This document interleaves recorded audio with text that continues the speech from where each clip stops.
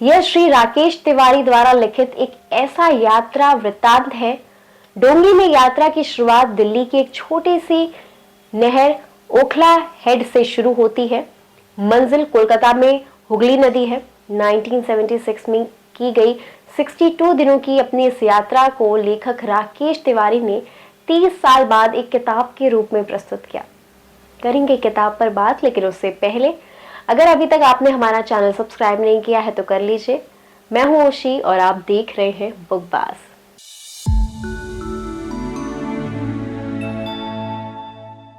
नदी और मनुष्य के अनन्य संबंध को सामने लाता एक अनूठा यात्रा आख्यान सफर एक डोंगी में डगमग, रोमांच, बेचैनी, संघर्ष, जुनून, दोस्ती और ढेरों किस्सों से बंधी किताब है।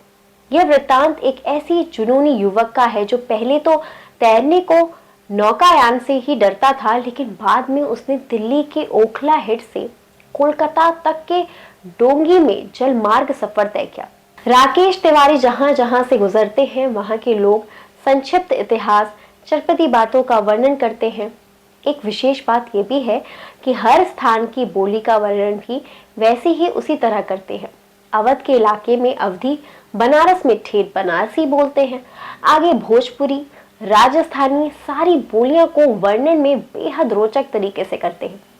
सफर में होने वाली कठिनाइयों, अनपेक्षित सहायकों, व्यक्तियों से मुलाकात इत्यादि इतनी बातें हैं कि बिना इस पुस्तक को पढ़े आनंद उठाया ही नहीं जा सकता।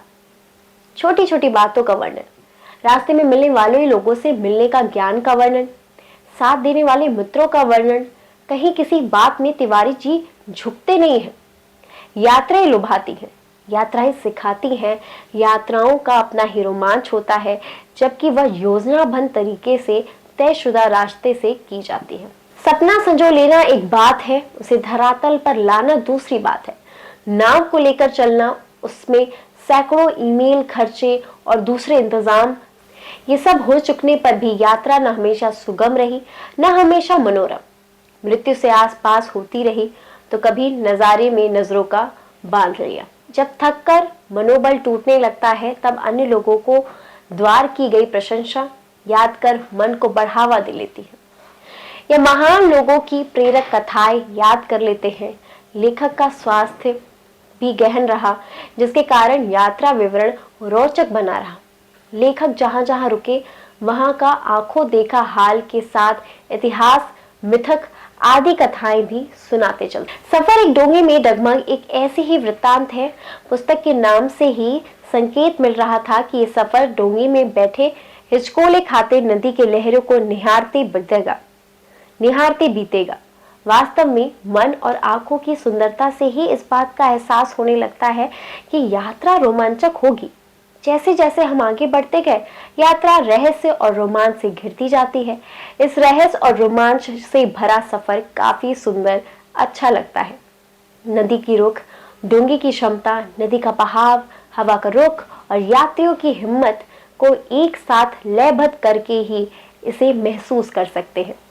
पुस्तक में विस्तार से एक एक दिन का ब्यौरा शब्द चित्र के माध्यम से खींचा गया है। पूरे वृत्तांत में लेखक का इतिहास और पुरातत्व में रुचि रखने वाला मानस सजग और सतर्क दिखता है। खास बात यह है कि इस पूरे सफर में लेखक सहयात्री डोंगी भी एक जिंदा किरदार में है। अगर आप नएपन के साथ किसी रोमांचक सफर को घर बैठे तय करना चाहते हैं तो राकेश तिवारी के सफर डोंगी में डगमग जरूर पढ़िए। यकीन मानिए आप निराश नहीं होंगे। उम्मीद करते हैं आपको ये वीडियो पसंद आया होगा। ऐसे ही वीडियो को देखने के लिए हमारे चैनल को अब भी सब्सक्राइब